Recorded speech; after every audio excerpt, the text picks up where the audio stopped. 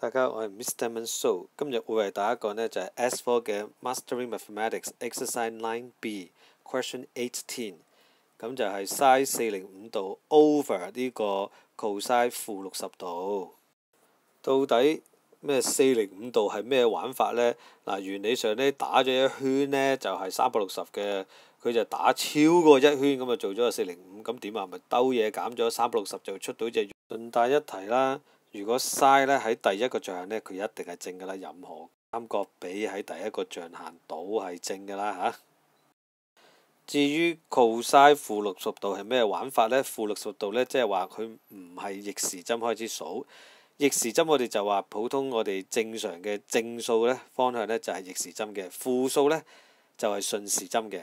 OK， 咁佢嗰個鋭角夾住咗 x 軸嘅鋭角呢，就當然係60度啦。OK， 咁就 cosine 喺象限4係正嘅，咁所以啦就係 cosine 負60度等於 cosine 60度啦。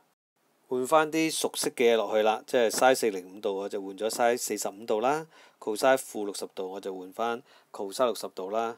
咁你見到咦根二真係有得計喎，咁點計呢？咁大家呢記得啦，我哋從喺中三嗰度學過呢，就係2根3呢一個等邊三角形啦，斬咗一半呢就有60度同埋30度啦。咁就係用2根3呢，佢拼翻晒嗰啲特別角度出嚟啦。咁至於45度呢，就係1根2嘅。OK， 咁你話 sin theta 就一定係對邊 over 斜邊啊，呢啲我諗你都熟㗎啦。咁我唔繼續講啦。咁啊一換一啦。sin 45度就換翻根2 over 2啦。